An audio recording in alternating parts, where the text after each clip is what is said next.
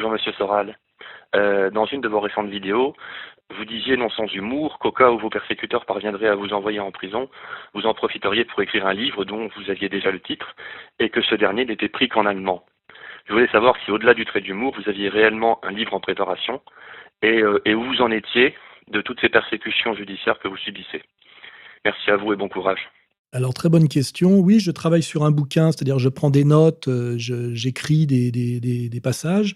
Pour l'instant, le livre s'appelle Complément à comprendre l'Empire, hein, puisque je travaille toujours la même matière, hein, c'est-à-dire la résistance au processus mondialiste, et qui est un processus dictatorial et qui a une dimension, on va dire, matérialiste et très économiste, qui est la dérive du capital, et une dimension beaucoup plus spiritualiste, qui est l'implication d'une certaine vision judéo-protestante du monde, hein, voilà.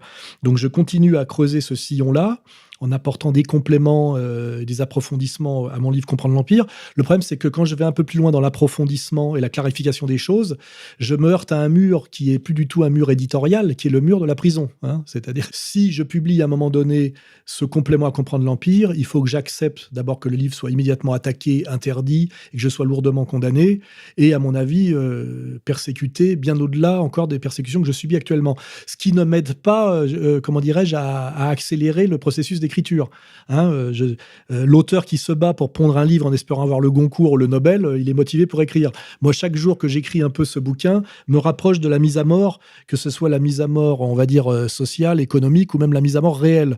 Mais j'y travaille, voilà. Sachez que j'y travaille et que je ne peux pas faire comme Michéa, écrire pendant 20 ans, 20 fois le même livre, parce que j'ose pas mettre des noms sur les concepts et que je n'ose pas aller plus loin que ma critique très théorique finalement, et donc finalement très légère de l'ambivalence du libéralisme, hein, voilà. Donc là, je suis dans le dur du dur, hein. Je pense que vous devinez à peu près de quoi je veux parler, et j'y travaille, mais en même temps, sortir ce livre, c'est accepter presque, je dirais, de sortir de la vie telle qu'on la conçoit comme supportable, hein, voilà. D'où une certaine lenteur. J'espère que j'ai répondu. Oui, il va falloir traiter la deuxième partie de la question, qui est d'ailleurs très liée à la première. Si on veut parler des persécutions que je subis, effectivement, c'est important de voir ce que ça coûte d'essayer de maintenir un discours de vérité, selon d'ailleurs les critères, les critères officiels, c'est-à-dire en étant républicain, égalitaire, en s'inscrivant dans la triplette liberté, égalité, fraternité. C'est ça qui est incroyable. Je suis quand même en fait un combattant de l'égalité, un combattant antiraciste, si on me lit bien. Or, je subis des persécutions incroyables de la part de gens qui prétendent incarner la République et qui, eux, sont des inégalitaires, des racistes et comment dirais-je, des fauteurs de haine, hein. Je rappelle que, radicalement, les deux concepts qui fondent le judaïsme, qui sont peuple élu et terre promise, le premier est un concept racial et d'inégalité raciale, et le deuxième, terre promise, c'est pas la terre des ancêtres, c'est spoliation, violence, exploitation, parasitisme et purification ethnique, hein, voilà. Donc ces gens-là prétendent incarner la liberté, l'égalité et la fraternité, alors qu'ils sont effectivement intrinsèquement tout le contraire, et historiquement tout le contraire.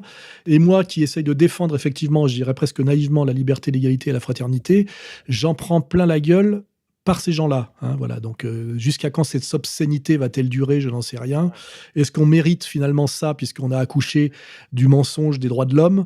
Est-ce que finalement c'est pas, comment dirais-je, le châtiment pour avoir enfanté Voltaire et s'est extasié sur cette ordure qui était Voltaire? Peut-être effectivement que la France mérite d'être châtiée pour avoir mis en place historiquement toute cette comment dirais-je, toute cette quincaillerie, parce que toute cette verroterie de fausses promesses et de mensonges. Alors voilà, après on va venir à mes persécutions. C'est simple, j'en suis à plus de 50 procès qui me sont intentés toujours par les mêmes depuis 2004. Je crois qu'en demande de châtiment pécuniaire, ça s'élève à 250 000 euros.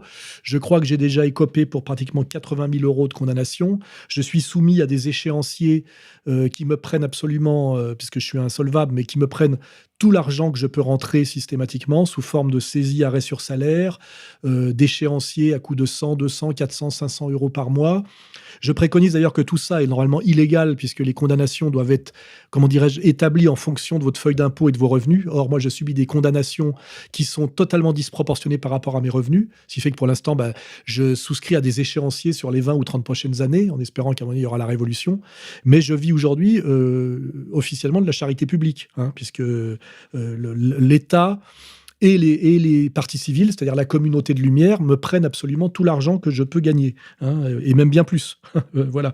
Je subis en plus de ça un contrôle fiscal permanent, sous sa forme la plus dure, qui s'appelle Tracfin, et qui me redresse même sur des choses qui ne sont pas redressables. Je l'avais dit déjà, mais je vais le redire. On prétend que j'aurai un compte dissimulé à l'étranger, alors qu'en fait, c'est un compte PayPal, et on me redresse là-dessus, alors que je déclare en plus ce qu'il y a dessus. Donc, on voit bien que ce contrôle fiscal est bien une arme de persécution politique, que subit d'ailleurs aussi le Front National, hein, et que c'est l'arme de persécution politique numéro 1 du régime bourgeois, qui démontre bien toute son abjection, cette espèce de violence malhonnête et vicieuse qui ne s'assume pas. Et récemment, ça s'est encore aggravé, puisque quand je suis rentré de Corée du Nord, on m'a fermé tous mes comptes en banque. C'est-à-dire les banques m'ont chassé. En fait, la seule droit qu'elles ont de le faire, c'est ce qu'elles appellent la clause morale. En réalité, c'est atteinte à la sûreté de l'État. Donc, je suis interdit de compte en banque au niveau de mes associations, hein, Égalité, Réconciliation, Contre-Culture.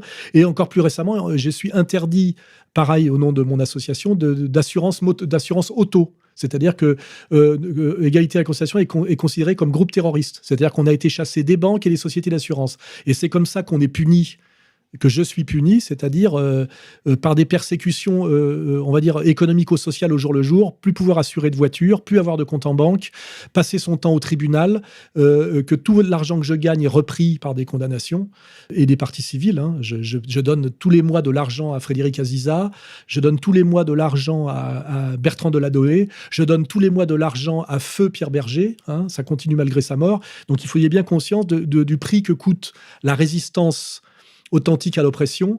Qui est cette oppression? Puisque pour savoir qui est cette oppression, il suffit de voir qui m'opprime et qui, comment dirais-je, passe à la caisse derrière, hein. Voilà.